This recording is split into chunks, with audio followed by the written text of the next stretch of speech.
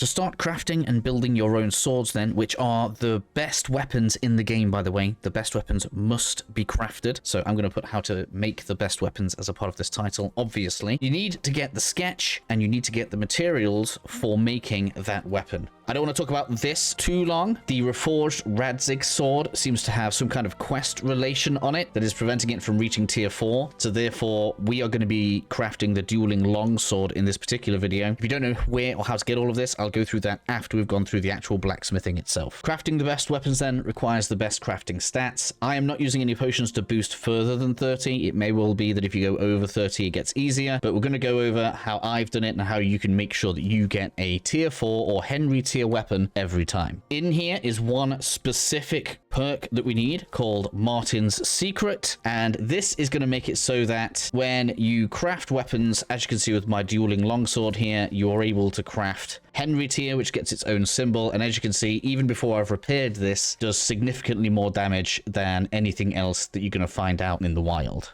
This sword is available as soon as you reach Gutenberg, as you can see on this fresh character that I have. You can have this pretty early in your adventure, which is good, and all of the materials are available straight away. I am planning to do a best weapon or best sword specifically, because I don't care about blunt or heavy weapons, for each stage of the game, basically before Trotsky, after you get into Trotsky, and then once you reach Gutenberg, but that's going to be a completely different video. Once you have your sketch and your material, then you need to find a blacksmith somewhere. There are plenty marked all over the map with an anvil, so it should not be too difficult for you to find one, and we can get into the crafting itself. Before we start, highly recommend making a fresh save for two reasons. The materials can be annoying to go and get if you happen to mess up one of the normal swords, and if you're reforging a unique sword, you only get one chance at this. As far as I'm aware, there's no second copy of Radzig's sword, so therefore, if you want to make another reforged one, you're not going to get a second one if you mess it up. So make sure you make a save first, and don't do it before you get the perk that allows you to get the tier 4, or until whatever it is that releases it from being locked out of tier 4 is resolved. Of course, to start with, we have to heat the blade. I like to start out by doing 3 pumps, so we're counting the sound of the bellows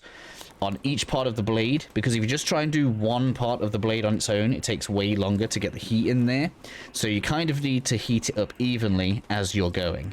So I like to do 3 on each part, then 2 on each part, and then after that, I'll make it so that I get each part of the blade caught up and yellow. It's important that once it goes yellow, try not to put any more heat into it, otherwise Henry's going to complain, and that is a surefire sign that we've just lessened the chance that we're going to get a maximum tier blade.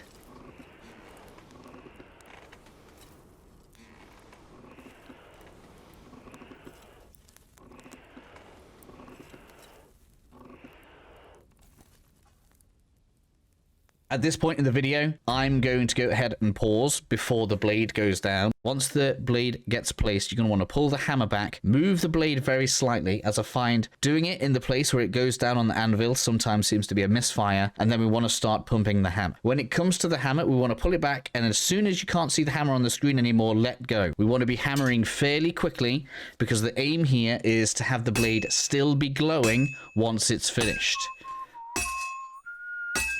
So with that in mind then, we're going to slowly work our way up the blade. So we pull the hammer back, move the blade slightly, pull the hammer back, move the blade slightly, and keep on doing that all the way up and all the way down the blade. We're going to call this 1 lap, okay? And we want to do 2 laps before we turn the blade. So we're going to go back up and then back down the blade.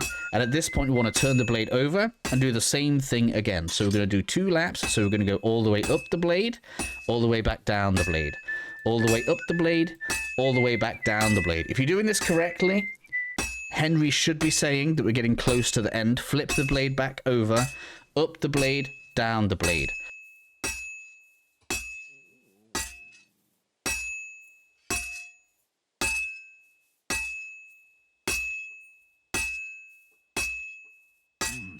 It's almost finished.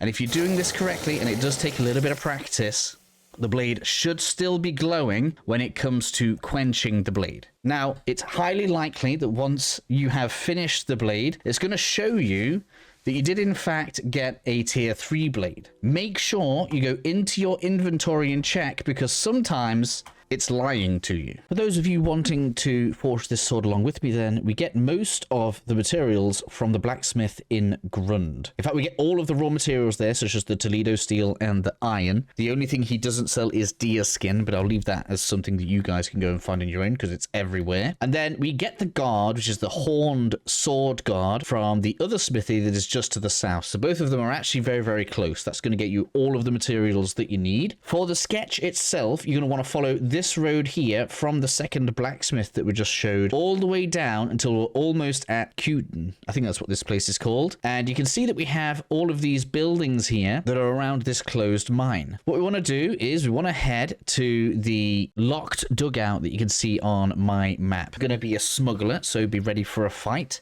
Take him down, and then you'll need to pick your way into the hard chest behind him, which is where you'll find the sketch.